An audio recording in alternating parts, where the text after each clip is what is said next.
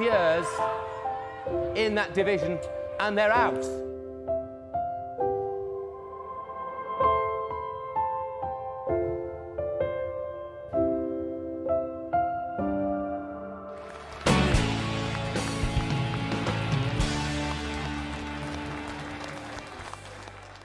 Hey guys, welcome back to SEADOGS Can Fly. This is episode 39 and it's the Europa League final. After getting promoted all the way from level 7 up to the top flight in back-to-back promotions, we've not only achieved Champions League football for next season, but we've reached the final of our debut season in Europe. Fantastic achievement from the lads. We're really up against it though, because we've got RB Leipzig. We lost to these guys at their place 5-1 earlier in the season. That's before we got some January signings, but we are really up against it. As for how we got here in the first place, we beat Feyenoord, Real Sociedad and Leipzig in the group stages. We then had Trabzonspor, who we absolutely thrashed. I think that was 10-2 in the end. AC Milan was 4-4 and we went for on away goals, but we were by far the better team.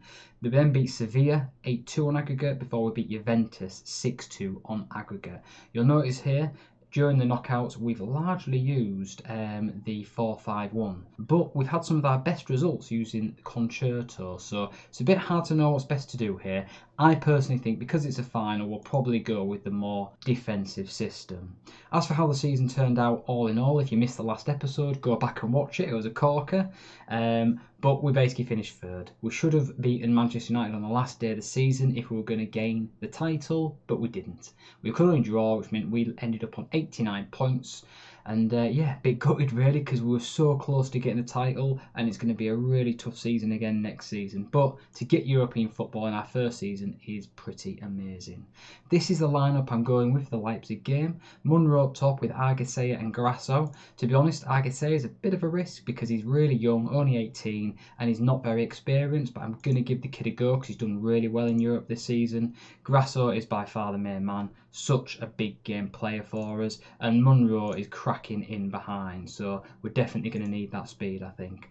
I'm going with De Jong at the half-back. He's going to have a massive important role nullifying those attacking midfielders for Leipzig. We're going to have Gut and Luan as the playmakers and the standard back four. Zeffi, I think, will be quite vital on the right wing. If he can get forward and get some crosses in alongside Malé, then we might have a good chance.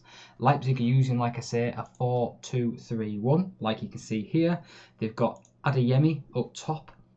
Good player, very fast, but his finishing isn't the best. Asunchao doesn't look like an awful lot, but he seems to get played by them every single game, so he must be a decent player. And then Roof is another wonder kid regen. 16 goals from AMC. I won't go through the entire team for you because some of them are normal players you'll already know. I think it's time we just got on with this game. They're going to be playing a gegenpress system. So I'm just hoping that we're not going to get attacked from the off and end up conceding a goal or two that maybe will just kill the game off. We've always got Concerto up our sleeve. And here we go. Right, into the dressing room. I'll tell the lads the pressure's off. I did the same in the team meeting beforehand because it is the final of the Europa League. There's no way in hell we should be expecting to get anything from this game. Well, we're on the 30th minute and it's the first highlight, guys. This is pretty woeful football from both teams. And Malé, almost gets a goal, but it is offside in the end, so they get away with that. We've had 5 shots, 4 on target, but neither team has had a real chance yet. Zeffi with the long throw could change all that though. Thrown in deep, Canute deals with it easily. Angelino to Vassaren. I can never pronounce that name, I'm not even going to try next time. Bruno Guimaraes. Out wide to Asunchao. Come on, somebody get a foot in. He's got the overlap on the right. He's not used it though. They've gone back to the defender. Zenati, get a tackle in. And they're 1-0 up. Adeyemi, 28th goal of the season. And we are 1-0 down inside of 36 minutes. Well, this isn't a great start, guys. Another highlight here for Leipzig. Angelino again, ex-Man City player, to Bruno Guimaraes. Worked back out wide. They're not playing a very high tempo game, are they? Trying to hold on to possession by the looks of it. And we're not doing a very good job of pressing them, to be fair, considering we went to playing a gegenpress system. And Kunku is in behind, and that was very nearly a goal. We've managed to deal with it though in the end, get the ball out. Right, that's half-time. This has been a very boring game. I'm not going to sympathise with the lads. I'm going to get a little bit harsh and tell them to show me something else in the second half. So long throw, hopefully, from Zeffy. In it goes. Absolute mayhem in there. And we scored. Get in. Andrei Agassia, the Romanian wonder kid, has scored his 6th goal of the season. Very lucky there, to be fair. We probably shouldn't have got a goal there, really. Another long throw, guys. It's all coming from set pieces here. As Zeffy, the right back, has scored. Brilliant. Agassia managed to header the ball down. That bollocking at half-time looks to have worked. So have a look at that goal. Malé, long throw. Agassia with his head. He's not the biggest of players, but that's a great finish from Zeffy. Zenati, all the way back. And all the way back to the goalkeeper. Konate. Ball chipped in. That's really easily dealt with by De Jong. And we're on the counter-attack here. Agassia, go on. Get it in. Oh, Grasso, he missed. He missed. We're playing quite well here, so I'm almost tentative about making a switch, but sometimes a substitute can make all the difference. I think we will make a change in a couple of minutes. See this highlight out first, though. Well played there. They held the line well. Won the ball back. Patrick Gutt, the deep line playmaker, finds Agassia. He's got an overlap if he can find it, and he can't. Instead, we're going to come up under a little bit of pressure from Kunku to Wolf, Guimarães. Rough. Over the top, Adeyemi's been found, and he scores. Fuck's sake. Terrible defending that. 3 players all there to mark 1 man, and none of them could do it. That's 2-2 now. Right, now is the time to make a change. I'm half tempted to go push that half-back further up the pitch, you know. I think we'll have Bowden on for Munro. Grasso's going to come off for Suga. And I think we'll leave it at that. I want one more substitute up my sleeve, just in case I want to change to Concerto. Right, we're going to the dying embers of the game here, so I'm going to demand more from the lads. Hopefully that'll focus them. We've only got 10 minutes to go. Come on. Just need 1 goal. Anyone to step up. But not them. Zenati, to Guimarães. Come on, somebody get a foot in. Somebody get a freaking foot in. Olmo. Oh dear, here we go. They've got the overlap, Angelino, and it is a good save, but a terrible miss from Roof in the end. Got very lucky there. Leipzig have had 3 clear-cut chances. We've had 2 clear-cut chances. It's been a very tight game. Could we finish this off with another long throw?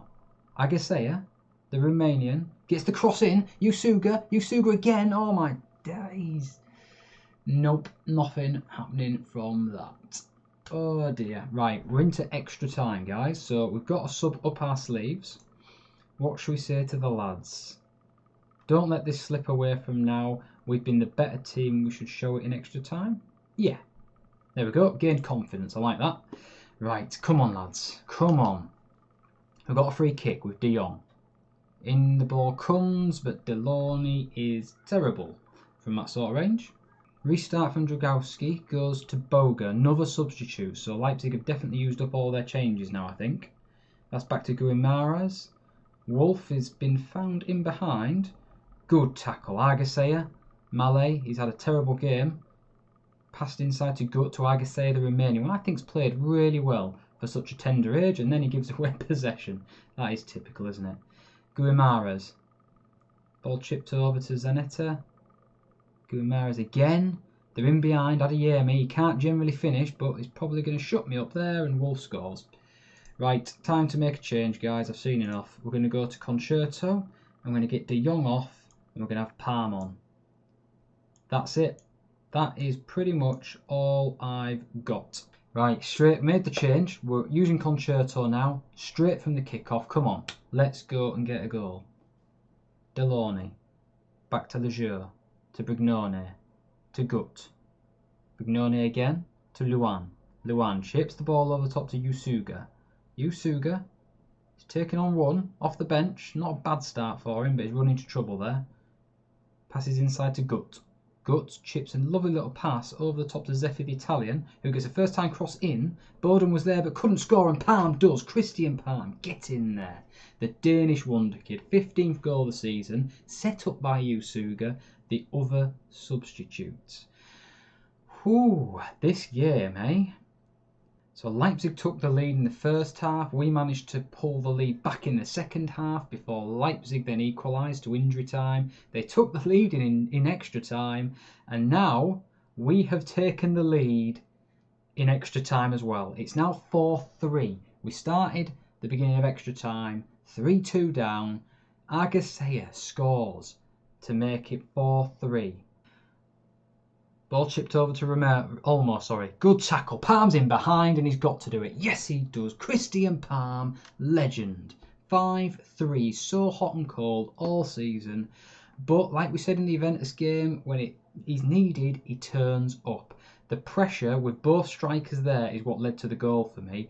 Yusuga inside as well. Terrible defending, but it was all about the press. Right, we can't give this away now. Come on, let's finish the job off. Get in, Brignone. Have it. Patrick Gutt got the assist. Claudio Brignone, bought in January for an absolute fortune, has paid us back in spades. 6-3 now. 6-3. Unbelievable. Well, nothing else needs doing. The clock will tick down and we are going to be Europa League champions. Get your party poppers ready, guys. Gutt. Luan with an awful long shot, but I ain't bothered. That'll waste a bit of time. Let's watch this clock come down. Come on. Literally, there's only 20 seconds left. Dragowski to Konate. To Sun Shao. Chips the ball forward to Boga. They're going to launch one more attack and just try and finish with a flurry. Wolf. Cuts inside. Back to Guimarães. Back to Zenati. Passes to Wolf. Inside to Rolf, and we've managed to clear the ball there, and that is it. Scarborough Athletic have won the Europa League in our debut Premier League season, our first ever season in Europe in the club's entire history. I never thought that would happen. In all honesty, I'd written the Europa League off as an experience, and that was it. We had 5 clear-cut chances in that game, 25 shots. Leipzig had 16. 3 clear-cut chances. I think it's fair to say we deserved that. They had moments of dominance, but in all honesty, we were by far the better team. I'm absolutely over the moon with that. I was saying Argesea was a big risk, but he came good in the end. He was the star man for me. Player of the match, 2 goals, 1 assist. But Palm coming off the bench made a huge difference as well. Right then, boys, with this being towards the end of the episode, you've all seen what happened during the season. What we're going to do is we're going to have a flick through the players that won us the Europa League and have a look at the profiles once we get through this little news feed. So we've got 7 million for winning the competition, which is fantastic. We did the double because we won the Community Shield earlier in the season. During pre-season, we were 50-1 to win the Europa League, and we've done it. We're also 1,000-1 to win the Premier League, and we were literally 1 goal away from doing that as well. Right, let's have a quick flick through this squad, shall we, and see who won us the trophy in the end. So you got Lejeune in goal. He's going to need replacing at some point. The idea is that Van Dunen is at the club at the age of 18. I think he is going to be the long-term goalkeeper for the club. We've got Zeffi at right back. You've already seen his profile. Really great all-round mentals. His physicals have gone up massively this season. He's had 12 assists, a couple of goals. I think he's going to be an absolute legend. At left back, we've got Malay. He's improved those technicals quite a lot already, and he's already up to 17 on his pace. 17 assists and 3 goals. He didn't play overly well in the Europa League final there, but he's going to be a great little player for us. Of course, in the centre, you've got Claudio Brignone. He's an absolute monster. Cost us a fortune, but to be honest, I think he's paid it back. I think he's by far our best central defender, and we've got a couple of massive inclusions coming in the summer who are going to really back him up. Deloney's time at the club is almost coming to an end. He's not quite at the level we need, but I love his personality, I love his mentals and just what he's about. Just a real nice mix of attributes, despite not being that great defensively. And the same can be said of Matthew Wardle, who's part of the class of 2020. Yes, we've still got one of them in there. He played 33 games this season, scoring 8 goals, and he's really held his own. So he's going to remain a backup. I'd love to keep him within the squad for as long as I can. Keith de Jong's been used in the DMC slot regularly, but also as backup at centre-back. I think he's a good backup for us, just for the time being, until we can get better players in. Luan is the advanced playmaker / box-to-box midfielder. 10 assists and 4 goals. He's not the most consistent player, needs to work on that side of his game, but at 19, I think he can really come along nicely. Patrick Gutt is actually leaving the club, guys. You're going to see in the next episode his replacement, who's a far better player, Brazilian, cost us the same, well, less than what we're selling Gutt for, but we're going to go all over that in pre-season. You then got Jorge Grasso on the right side of midfield. Bit annoyed his determination's gone down, but his overall attributes have shot up. He's now got 19 for technique. That's really promising for what he could do with his all-round technicals, and he's lightning fast with really great flair as well. 15 goals, 11 assists says a lot. We've actually been using a player who was injured for the final. That's Alvarado from the left. He's got a lot of improving to do, but he's got a hell of a lot of potential, and he's lightning quick and just got really good agility and balance, the type of player who is a nightmare to deal with when faced one-on-one. Of course, you all saw this kid in the final, Argesea, 7 goals and 5 assists from 13 starts. The Romanian's only 18, he's got massive potential, a little bit injury prone, but I think he could be a little star in the future, a little Messi in the making. And of course, Dylan Munro up top. This kid has developed this season, not massively, but he's at 22 now, so he's not going to come on leaps and bounds. He's got 38 goals from 42 starts though, so he is by far our best player. Very aggressive, hard-working as well, the sort of attributes I like in a player. Christian Palms, probably the next best striker. I really do like his off-the-ball movement, composure, finishing, the fact he turns up in those big games like you just saw in the Europa League. He scored 16 goals from 19 starts, so a real good return there. And he's got really good balance and agility. We just need that pace and acceleration to increase desperately. That's the only thing now that's holding him back, and he's a consistent performer, which is a massive bonus. Gary Bowden's been used as a backup, but to be honest, he's not going to be long term for us. He's been with us since the class of 2020, so that's really great to have, but he's quite inconsistent, he's a bit injury prone, and he's not the high class of player that we are looking for. Talking of high class, Belkayat is exactly that. He's 17 years old, he's only played 7 and scored 4, but he's already one of the most improved this season, and I think he's going to be massive over the next couple of years. He's only 17, he looks to have huge potential, especially by the way his attributes are increasing. And then going back to the central midfield area, Mariba has been back up on the advanced playmaker role. He's done quite well, getting a couple of assists. Bit inconsistent for me liking, to be honest, or at least he has been in our system, and he's probably hit a bit of a ceiling now, but he's a really good backup in the centre until we can get a work permit for the likes of Louis Meyer, who I think will be a fantastic little player, but again, he can't play until we've got that work permit sorted. Just pressing continue to see if I could get to the fans awards for the season. Look at this funny little record. Europa League, we conceded the most amount of goals since AEK Athens did. 26 goals were shipped and we still won the competition. That just goes to show the sort of brand of football that we're representing. And here's the awards. So Dylan Munro is first, Delorney second, Tanguy Malé third. Well deserved, I feel. Munro definitely to win it. Goal of the season goes to Argesea. Let's have a quick look at that. This came against Sevilla, which I believe was in the quarter-final of the Europa League. So Argesea, I remember this, yeah, he picked the ball up, dribbled past one man, came up against another, and boom, right into the bottom corner. That was a quality little finish. We've seen some corkers this season, that's definitely up there. Munro been signed for just under 16 million, is deemed the sign of the season, and Munro's been deemed young player of the season as well. That's the team of the season: Palm, Munro, Grasso, Argesea. Interesting, Argesea's in there. Luan Gutt, I agree with that. Wardle Delorney, so no Brignone at centre-back, that's mad. Zeffi and Malé with Lejour. Grasso, of course, on the right, that is definitely well deserved. Couple more awards for you. Patrick Gutt was named Player of the Season in the Europa League. He got 5 assists from 10 games, a 7.79 average rate, and he was really good, to be fair. Zeffi got 6 assists and 2 goals from all of his starts, which is exceptional for a right back. Adeyemi came in third. Right guys, I think we'll leave it there. I won't go into too much detail. The aim for next season is definitely to compete. I at least want to get Champions League, and ideally I'd like to launch another title challenge.